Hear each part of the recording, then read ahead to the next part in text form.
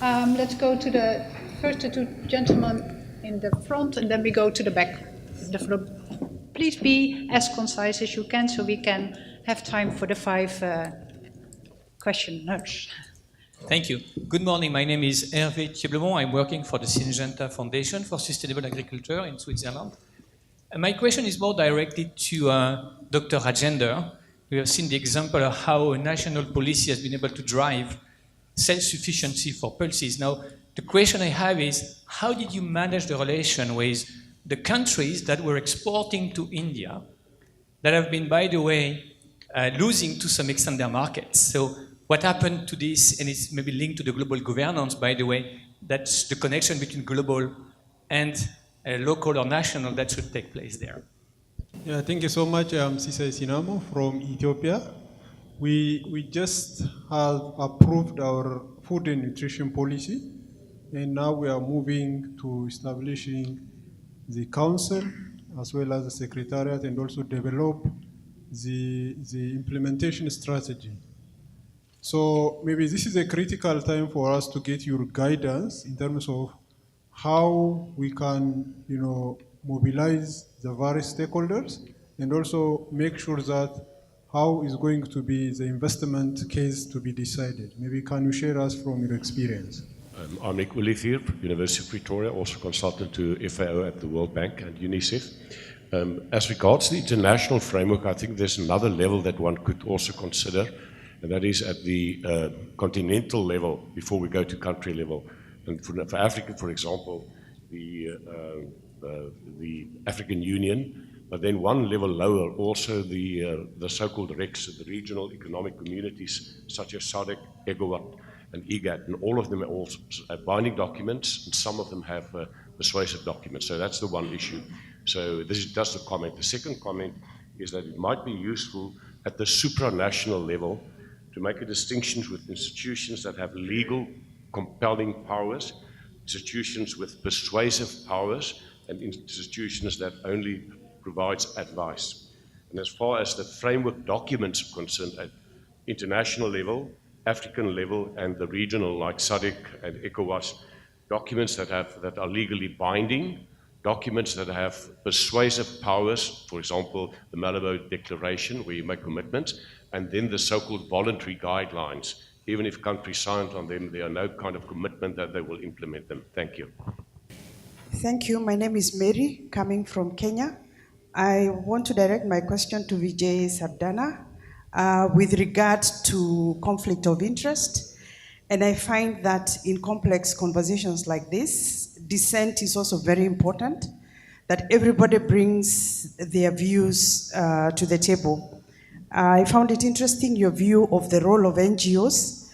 I have a question for you, that how do we manage to realize a full conversation, bringing private sector, government, and civil society to the table, so that views like the ones that you had can be harmonized, so that we can have a clear way forward? Thank you.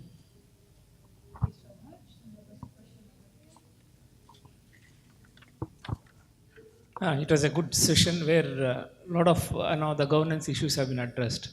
I would say here, especially in India, where we have the ministry itself for the Ministry of the Food Processing Industries. That way it is well supported and works in synergy with the Ministry of Agriculture. And also we have an institution which is established for the food safety again. That is the FSSAI, Food Safety and Standards Authority of India. That way these things are really bringing forward many issues, could be on a mission mode program or could be on various other fronts, which are really required to be addressed for bringing in a quality safety issues in place. This is on one side. And the second thing is, of course, is India is primarily a fresh food consuming country. In fact, we wish to support it to the maximum extent, and wherever there is a surplus, wherever we wish to take it forward in the form of a processed food. So that's where maybe through fortification or maybe through processing. This is something which is very, very important for a country like India. This is my comment. Thank you so much. I'll have to close now, and I'd like to go back to the panelists. I'll give you maybe I'll start just with you and just follow the line. We have heard, well, some of you had direct questions, but I'll invite you to respond to anything you'd like to. We have heard import-export, we have heard implementation investment framework, we have heard power relations, we have heard conflicts of interest and fresh food processing. So I challenge you to take the floor for 1 or 2 minutes maximum to provide us with your answer. Like to. Thank you. I would like to respond to 2 comments. What is, of course, we also have the regional level. We have multi-level governance, and I think there wasn't enough time to address that, but I think it's a very important point. I also appreciate this comment. It's important to distinguish between legally binding, persuasive, and voluntary. However, there's no clear relation to the actual effectiveness, because even a legally binding agreement, if a national country decides not to implement it or to withdraw from it, the international community has very little possibilities to actually enforce it. But it's an important distinction. I would also like to comment on this issue: how do we really bring private sector, civil society, and governments on the table? Because, of course, they have very different sources of power. Yeah, governments have regulatory authority that the others simply don't have. The private sector has the money behind, which it can use for lobbying, and civil society can actually have the power of social capital behind it. The Committee on World Food Security, I think, is an interesting case study because it has a private sector mechanism and it has a civil society mechanism. There was an evaluation published last year that showed that, yes, it's working, but there are still some challenges. But I think it's also important to see what's happening behind the scenes. For example, you go to an ECOSOC meeting, you can see private sector organizers lavish breakfasts by invitation only and can talk directly to everybody. Civil society has to wait until maybe they're invited to speak at a public meeting. So I think we should not underestimate the informal mechanisms that are going on. Regarding how we dealt with the pulses exporting countries when we have started this mission. So we used to import about 5.6 million tons of pulses in the year 2016-17. We started this mission of pulses, so we could increase up to 25.32 million tons we could produce. So naturally it is demand and supply. We used to import from Russia, Canada, Australia, Myanmar. So naturally, we had to go with the quantity restrictions and increasing the import duty. As a result of which, the imports have come down to almost 1.5 to 2 million tons now. So we had a bit of difficulty. There is a lot of pressure. There was the ship has already started from the originating country, but overseas itself, the import duty was increased, so there was a lot of hot burning, there were some issues, but there was no option for us to protect the interests of our farmers, because the prices, the domestic market was going down, the farmers were agitating. So we had to take certain measures. So, but at the same time, we have created the ecosystem for procurement of the pulses and introducing into the our nutrition program, like midday meal scheme, Anganwadi centers. So we had a bit of difficulties in dealing with those exporting countries. Thank you. I guess just one quick reflection is that I feel that we're all speaking a different language about what governance is. Some people are saying it's power, some accountability, some participation, some leadership. So I think that's generally the challenge we have in this sphere, is that we interpret it quite differently and then obviously emphasize different elements of that. But one thing I just wanted to note is hearing about recognizing the importance of regional, supranational organizations, and then our colleague from Ethiopia noting that setting up this food and nutrition strategy and council. There was also our colleague from China saying they've been given the suggestion of setting up a Ministry of Nutrition. And I guess just a kind of a word of caution is that I think it's we're hearing a lot about how nutrition is so multi-sectoral, and so we need to maybe think about these different institutions or councils.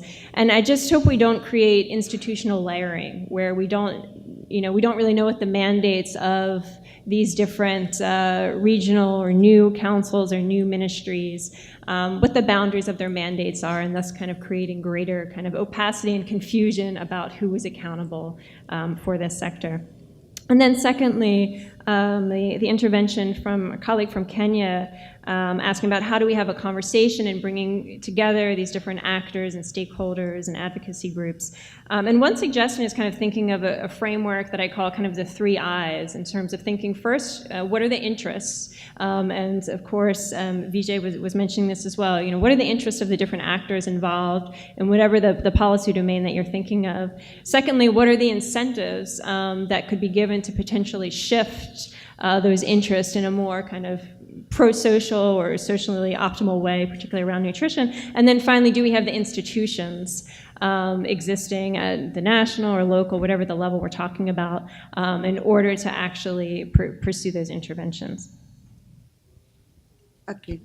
So in the Philippines, we do have what we call the Philippine Plan of Action for Nutrition, 2017 to 2022. This is aligned with the leadership time of the president of the new president of the Philippines. So we started with collaborating all the sectors like government agencies, who are members of the National Governing Board of the National Nutrition Council, as well as civil society, who made and crafted the draft of the Philippine Plan of Action for Nutrition. Once it was approved last year by the President of the Philippines, and so with the Governing Board, we communicated this plan to all the LGUs in the Philippines, so local government units. Particularly, we identified 36 focus provinces out of 81 provinces in the Philippines. Why 36? Because these 36 are with the high prevalence of stunting. So in order for us to achieve our goals by 2022 of achieving certain percentage of reduction in stunting, we must concentrate or focus our resources as well as our capacities in these 36 focus provinces. Now, as to food security, we also have our President of the Philippines continuously implementing the conditional cash transfers among our impoverished Filipino families in order for them to have physical access of food, especially in the geographically isolated and depressed areas. So particularly, he ordered the enhancement of this conditional cash transfer, in fact, adding additional rice subsidy so that Filipino families, especially in the impoverished poverty line, would have physical access to food. Particularly in Mindanao, that's southern part of the Philippines, especially on the autonomous region of Muslim Mindanao, he particularly made directive that we should converge our programs specifically to these families in the Muslim Mindanao. So aside from that, we also have supplementary feeding program among our Filipino children, school children. It is a law already, and the national government is giving enough budget, adequate budget for every year to all Filipino children from kindergarten up to grade 7. So in this way, we can be assured that Filipinos, especially children under from school age to from 6 years old up to 13 years old will be able to have enough food, especially so that in the rural areas where physical access of food is very limited. So that's all.